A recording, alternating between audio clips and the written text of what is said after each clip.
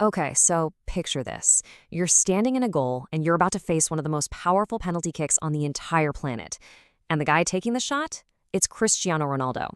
Now, this might seem like a simple challenge, but what we're about to see really shows you the staggering, almost unbelievable power behind a football legend. And that brings us to the big question, doesn't it? This isn't just about skill or technique. We're talking about pure, raw physical force. How many regular people does it actually take to stand in the way of one of the most powerful strikers in the history of the game? So the challenge kicks off pretty simply. It's just one guy in goal facing down Ronaldo. No big deal, right? Well, except the reality of what's about to happen starts to sink in, and it sinks in fast.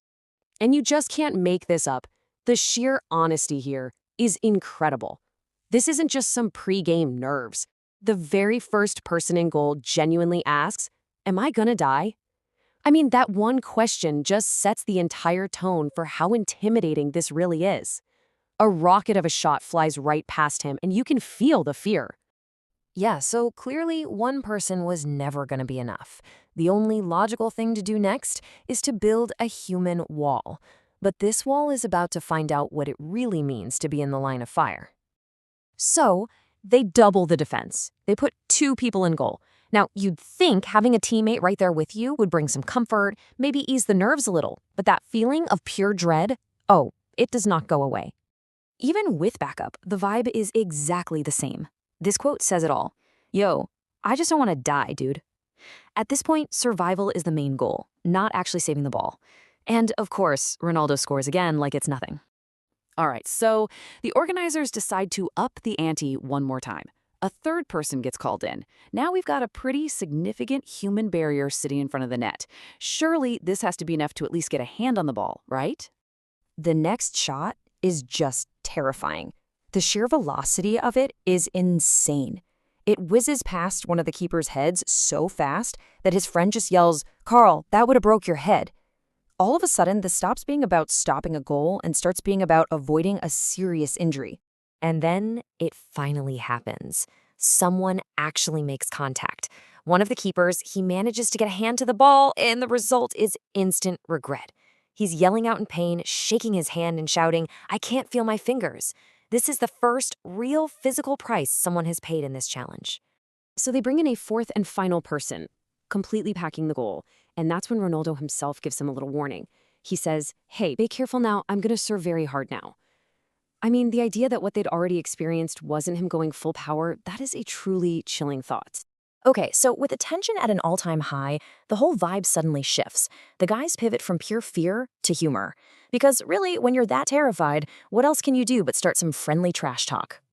And they go right for the ultimate rivalry. You knew it was coming. One of the guys points to his friend and tells Ronaldo he's a Messi fan. That is a guaranteed way to get a reaction. And Ronaldo, of course, he plays along perfectly. He stops, he looks over, and asks this with a big smile. It's that classic competitive reaction that just completely breaks the tension and shows you his playful side. And then comes the final jab, which might be the biggest insult you can throw at someone in front of a European football icon. This little bit of banter completely changes the atmosphere from one of fear into just pure fun. But, fun has its limits. After another incredibly powerful shot narrowly misses someone, the organizers make the smart call. They end the challenge because safety comes first. The risk of a broken nose or honestly something way worse is just too high. In the end, they never did get a clean save. So the high-stakes shootout is over, but the whole experience isn't, not by a long shot. What happened next was an interaction these guys are absolutely never going to forget. Instead of lining up for another terrifying penalty, Ronaldo decides to teach them something else. His world-famous siuu celebration. He personally breaks it down for them, step by step, turning a moment of intense pressure into this really fun, shared lesson. Everybody gets their group photos, they all do the celebration with their idol, and maybe most importantly, they all walk away in one piece.